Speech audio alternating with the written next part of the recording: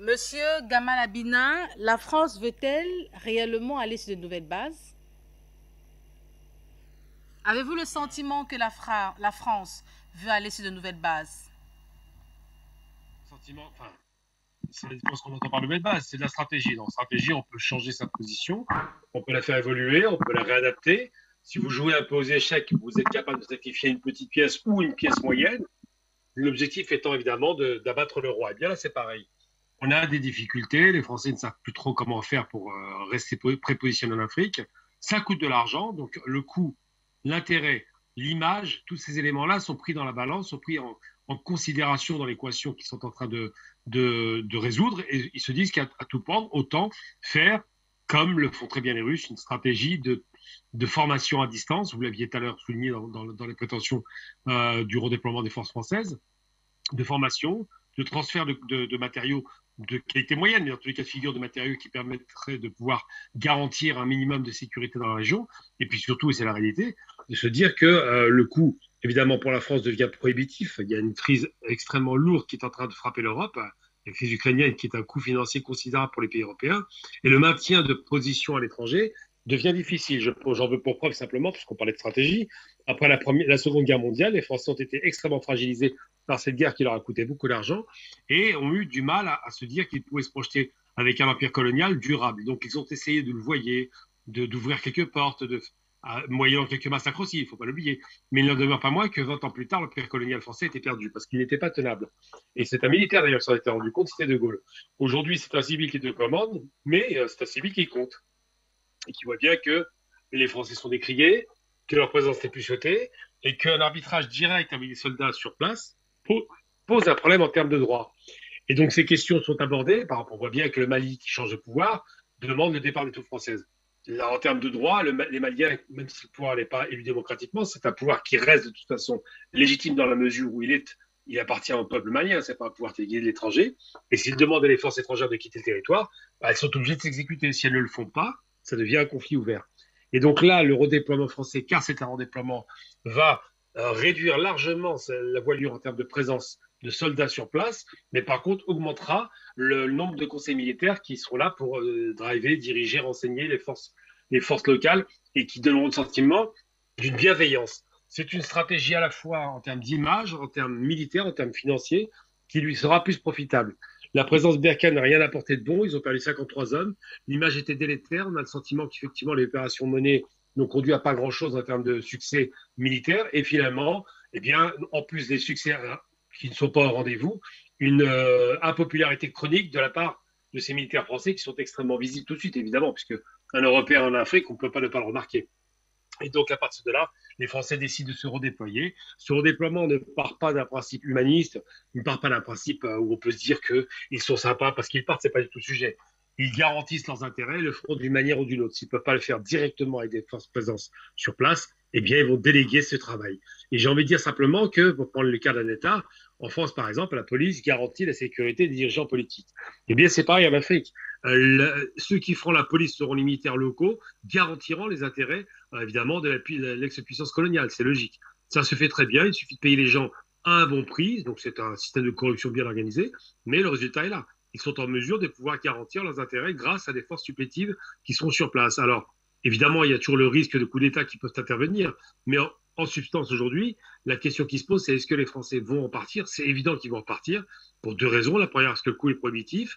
La seconde, parce qu'effectivement, la présence russe leur donne une concurrence qui est plutôt difficile à gérer. Et puis, tout simplement, in fine, parce que le monde a changé et que les Français sont en train de s'adapter à la nouvelle donne. Ils sont en difficulté économique intérieure. Ils auront beaucoup de mal à pouvoir garantir de porter des coûts à l'extérieur sur des pays qui ne veulent plus d'eux. Encore une fois, le néocolonialisme français commence à disparaître et finira par s'adapter, mais il n'est pas question de savoir s'ils sont sincères. Ils sont juste réalistes et prennent acte du fait que le monde a changé. Quelle lecture faites-vous de cette multiplication de manifestations dans les États africains, les manifestations populaires? Vous l'avez si bien suivi, cette actualité du côté du Burkina Faso depuis le 30 septembre dernier. L'ambassade fermée, les services français, le consulat également ont tiré les rideaux en attendant des travaux de sécurisation. Quelle lecture faites-vous de ces manifestations populaires qui ne font que s'accroître dans les États africains et même dans le monde entier? Alors, bon, pour la France, c'est plutôt l'Afrique, hein, puisqu'ils ont déserté l'Asie, hein, ceux qui sont plus présents en Indochine. Il ne reste plus que les anciennes colonies, sur le plan géographique, c'est plus proche évidemment, en Afrique, où il y a plus de richesses, évidemment, plus d'intérêt pour y rester. Alors, quelle analyse je ferai par rapport à ces manifestations populaires anti-françaises, puisque c'est le cas, hein. Ils ne sont pas anti-français au sens ethnique du terme, ça ne les intéresse pas, les Africains. Ils sont anti-français au sens politique et militaire. C'est-à-dire qu'ils ne veulent plus voir de militaires français sur place parce que le passé, tout le monde a une mémoire, a été extrêmement violent quand ils sont arrivés en Afrique et pour se maintenir ont été toujours aussi violents. Et aujourd'hui, ils cherchent à pérenniser leur position pour des raisons économiques évidentes. Donc, qu'est-ce que je fais comme traduction? Je vois qu'ils se bunkérisent, c'est-à-dire qu'ils sont en train de créer des bunkers, des zones fortifiées pour pouvoir garantir que leurs rares représentations qui vont rester sur place seront en sécurité. Mais une chose est certaine, c'est que pourquoi ces manifestations? Parce que la problématique qui se pose, c'est que l'Afrique n'est pas c'est pas un bloc monolithique avec des États qui sont tous de même couleur ou de même tradition.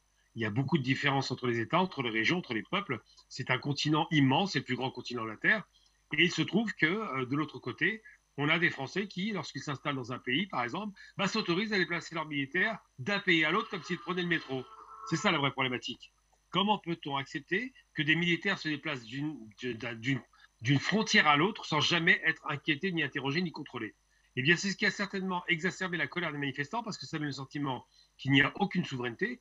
Pire encore, ça donne le sentiment finalement que ces États fantoches, pour ceux qui l'acceptent, laissent passer une force étrangère comme si elle était chez elle.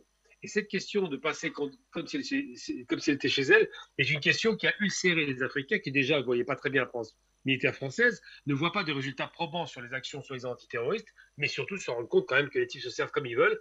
Et je rappelle tout de même, parce que c'est quand même important, ce pas des fous, hein, les populations ne sont pas folles quand elles manifestent face à des convois de l'armée française.